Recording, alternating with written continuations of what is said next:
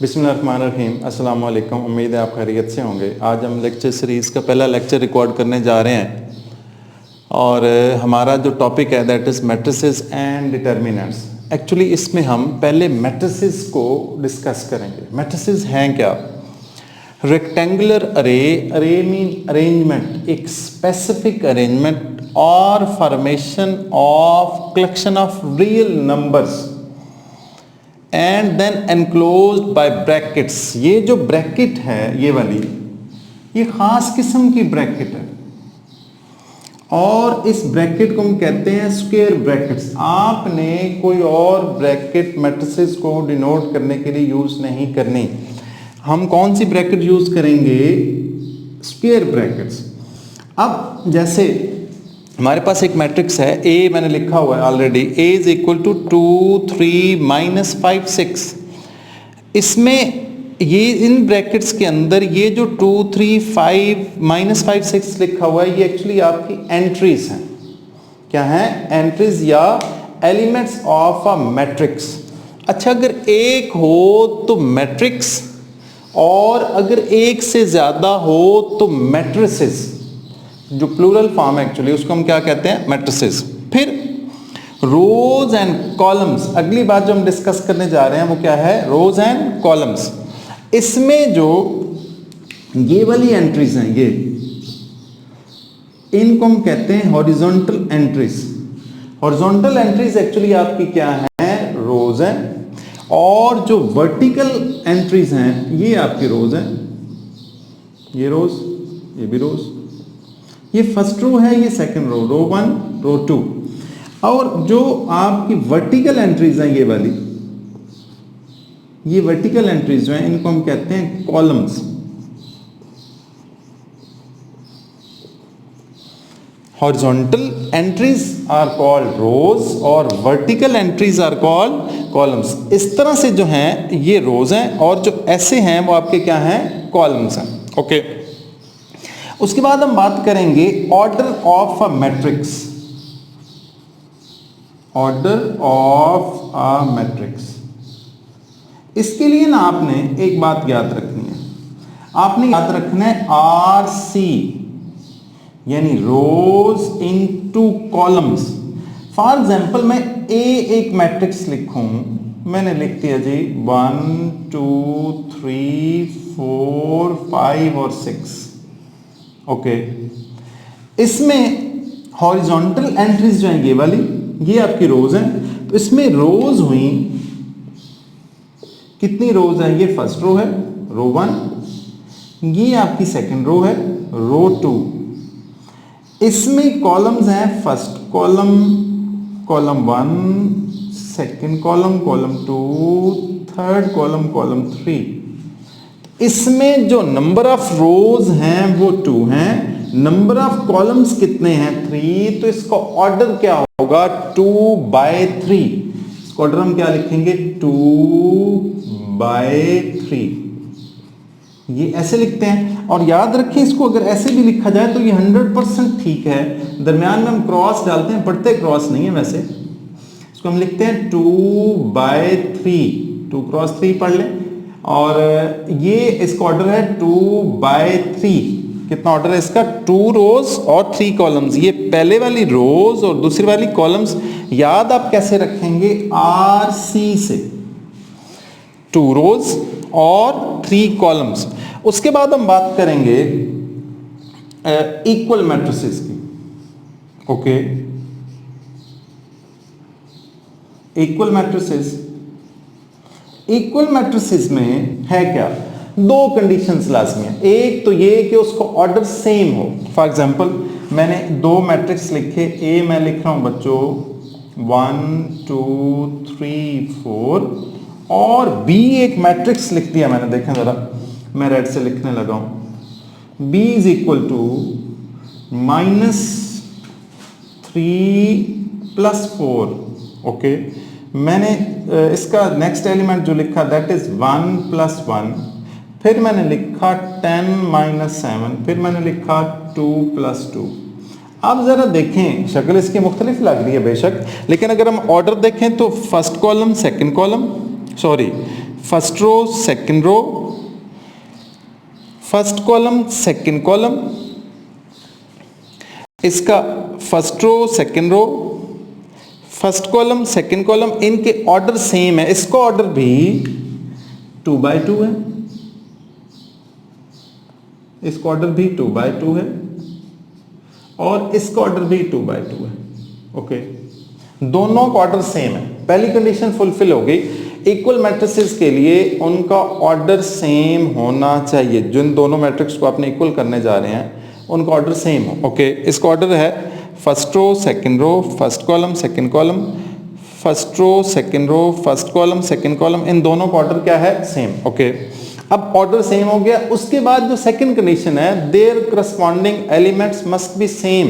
Corresponding elements mean the elements which are at the same positions. Okay, अब यहां 1 है, इस पोजीशन पर नेक्स्ट मैट्रिक्स में भी एलिमेंट 1 ही होना चाहिए या कैलकुलेशन के बाद 1 होना चाहिए। ओके, ये 1, इसको चेक करें जरा। -3 + 4 तो आंसर कितना आएगा? 1। ये 2, 1 + 1 आंसर कितना आएगा? 2। ठीक, ये 10 - 7 तो 10 - 7 आंसर कितना आता है? 3। फिर 2 + 2 आंसर कितना आता है? 4। तो इसका ऑर्डर और इसका ऑर्डर सेम था। इनके जो करस्पॉन्डिंग एलिमेंट्स हैं वो भी आपस में सेम है। तो it mean matrix A is equal to matrix B। तो हम कह सकते हैं कि A किसके इक्वल है? B के। ये अभी तक हमने 4 बातें रिवाइज की हैं। देख लें जरा। मैट्रिक्स है क्या? रेक्टेंगुलर अरे है, आपकी बुक में ये डेफिनेशन लिखी हुई है, या फिर फॉर्मेशन है of collection of real numbers and then enclosed by brackets. फिर आपने उनको किसके अंदर एनक्लोज करना है? ब्रैकेट्स के अंदर। और याद रखें जो ब्रैकेट खास किस्म की यूज होगी इसको हम कहते हैं स्क्वायर ब्रैकेट्स। ठीक, फिर रोज एंड कॉलम्स, ये जो हैं हॉरिजॉन्टल एंट्रीज, ये रोज, और जो वर्टिकल एंट्रीज हैं वो आपके क्या हैं? कॉलम्स हैं। फिर ऑर्डर ऑफ अ मैट्रिक्स, याद रखें रोज और कॉलम्स ऑफ अ मैट्रिक्स क्या डिटरमिन करते हैं? ऑर्डर ऑफ अ मैट्रिक्स, यानी रोज और कॉलम्स किसी मैट्रिक्स का क्या डिटरमिन करते हैं? ऑर्डर। इसका जो ऑर्डर है मैंने लिखा A इज इक्वल टू 1 2 3 4 5 6, एक मैट्रिक्स लिख दिया। इसमें फर्स्ट रो, ये सेकंड रो, 1 रो 2, ये first column second column third column, तो 2 रोज और 3 इसके कॉलम्स हैं, तो इसका ऑर्डर होगा 2 by 3। ऐसे भी लिख सकते हैं, बुक में चूंकि ये लिखा हुआ तो ये लिख लें, ज्यादा बेहतर है।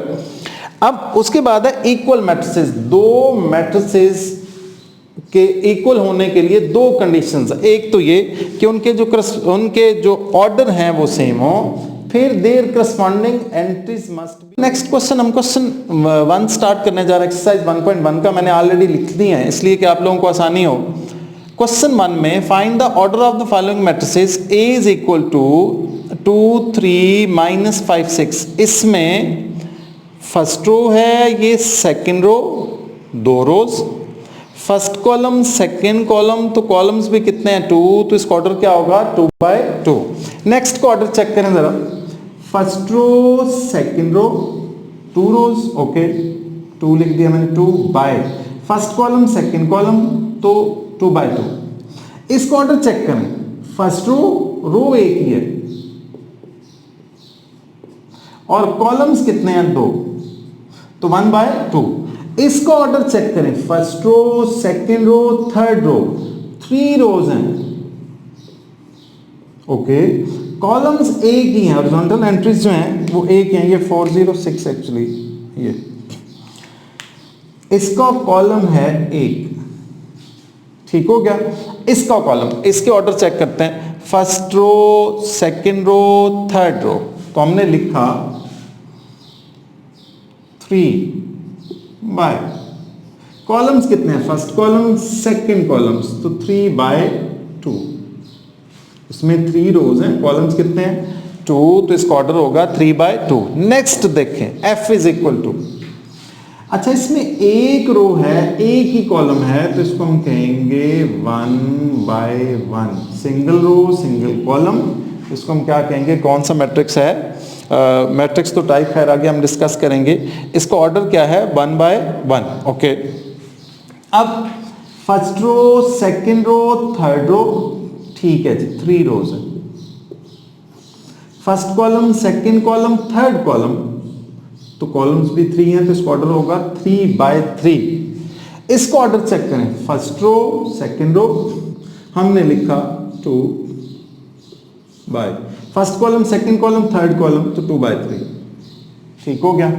Next is which of the following matrices are equal. ये वही क्वेश्चन है जो हमने पीछे डिस्कस किया कि कौन कौन से कॉलम्स, कौन कौन से मैट्रिसेस इक्वल हैं।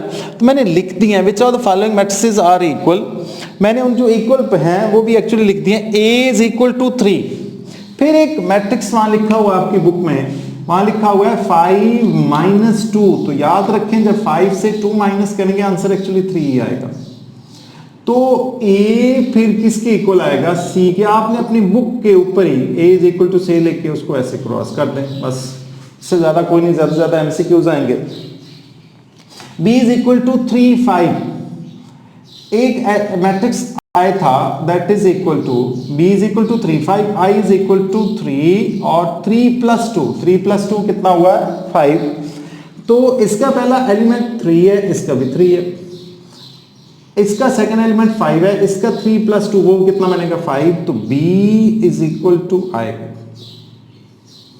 B किसके इक्वल है, I के। ओके, अब H देखें, सॉरी E देखें, E is equal to 4062। H अगर आप देखें बुक में तो वही लिखा हुआ है 4062, मतलब E H आपस में इक्वल है, ठीक है। अगर आप J देखें, वहां J भी लिखा हुआ है, J देखें तो 2 + 2 कितना बना 4, ओके। 2 - 2 कितना बना 0 0, 2 + 4 कितना बना 6 6, और 2 + 0 कितना बनेगा 2। तो 4062 4062 4062। तो E H और J आपस में इक्वल है। E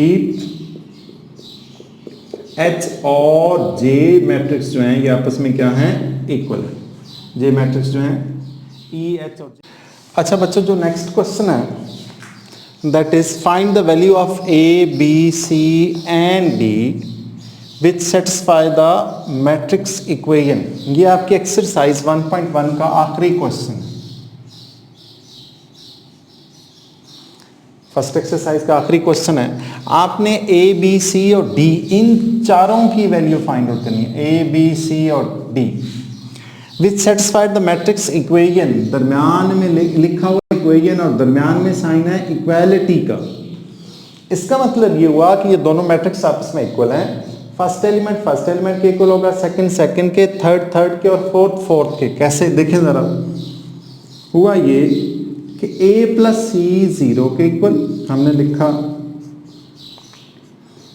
0 के और इसको हमने कह दिया इक्वेशन 1, सही। फिर हमने लिखा A + 2B is equal to -7,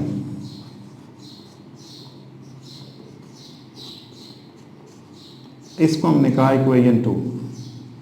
फिर हमने लिखा C - 1 is equal to 3, C - 1 is equal to 3 और इसको हमने कहा इक्वेशन 3। सिमिलरली 4 - D किसके इक्वल है 2D के। 4D - 6 actually is equal to 2D के। This is equation number 4। अब याद रखें एक इक्वेशन में एट द सेम टाइम अगर दो अननोन हो तो हम फाइंड आउट नहीं कर सकते। जैसा A और C हमने फाइंड आउट करना है, A B C D चारों फाइंड आउट करने एक्चुअली, तो इसमें दोनों अननोन है, A भी अननोन है हमें नहीं पता, C अननोन है नहीं पता, तो इस इक्वेशन को हम फिलहाल यूज नहीं कर सकते। फिर हमारे पास है A + 2B, इसमें भी A अननोन है, B अननोन है, तो ये भी हम डायरेक्ट यूज नहीं कर सकते, फिर हमें कुछ और करना पड़ेगा। आगे देखें जरा, इक्वेशन 3 जब आप देखते हैं that is C - 1 is equal to 3, okay. इससे C बड़े आराम से फाइंड आउट किया जा सकता है।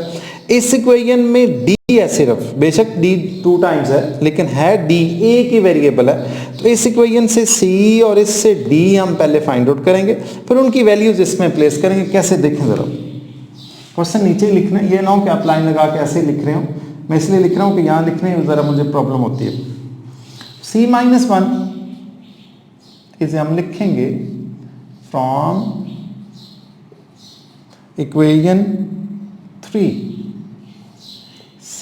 c minus 1 is equal to 3 और c is equal to 3 plus 1, तो ये कितना बनेगा 4। डायरेक्ट आप लिख सकते हैं, एक स्टेप करना चाहें तो कर लें। इधर माइनस 1 था, इधर आके क्या हो गया प्लस 1, तो 3 प्लस 1 कितना होगा 4। फिर हम लिखेंगे फ्रॉम इक्वेशन 4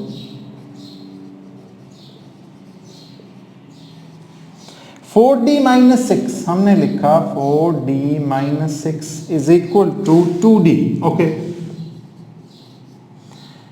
अब d को हम एक साइड पर करेंगे, 4d minus 2d is equal to, ये माइनस 6 था उधर जाकर प्लस 6 हो गया, इक्वालिटी के उस तरफ गया, तो 4d माइनस 2d, तो 2d is equal to 6, d is equal to 6 divided by 2 and d is equal to 3। चलें जी, दो वैल्यूज हमारे पास आ चुकी हैं। किसकी वैल्यू आ गई? c की और d की। अब c और d तो हम फाइंड आउट कर चुके हैं, ये c और ये d। हमारे पास a और b अभी भी हमें चाहिए, तो हमने इक्वेशन 1 और अब 2 को यूज करना है। c की वैल्यू आ चुकी है, अब यहाँ प्लेस कर लेंगे तो आराम से आ जाएगी a की वैल्यू, और जब a की वैल्यू आ जाएगी तो इसमें प्लेस करेंगे तो b की भी आ जाएगी। तो हम लिखेंगे फ्रॉम इक्वेशन 1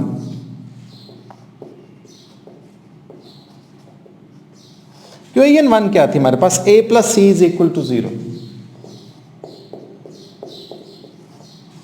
और c की वैल्यू कितनी है? c की वैल्यू हमने फाइंड आउट किया, दैट इज 4। तो a plus 4 is equal to 0, a is equal to minus 4, ये की वैल्यू भी आ गई। ओके, फिर अब आपने b की वैल्यू फाइंड आउट करनी है, तो इक्वेशन 2 यूज करेंगे। हम कहेंगे from equation 2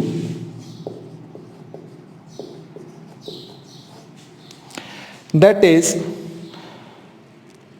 a plus 2b is equal to minus m।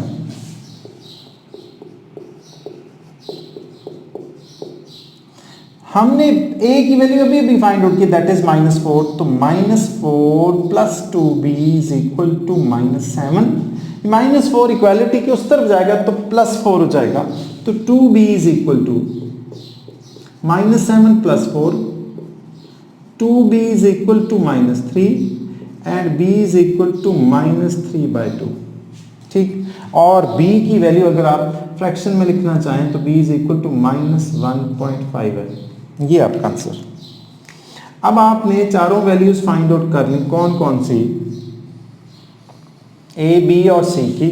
The value of a is minus 4, b is minus 1.5, c is 4 और d इज 3। आप चाहें तो इकट्ठा करके इनको लिख लें एंड पर।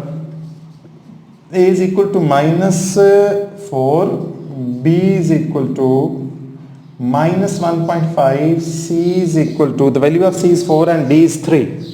c is 4 और d की वैल्यू कितनी है? 3। आप ऐसे इनको ऐसे बॉक्स करें और साथ आंसर लिखते हैं, ये एक अच्छी फॉर्म हो जाएगी। ठीक है बच्चों, आपकी एक्सरसाइज हुई कंप्लीट।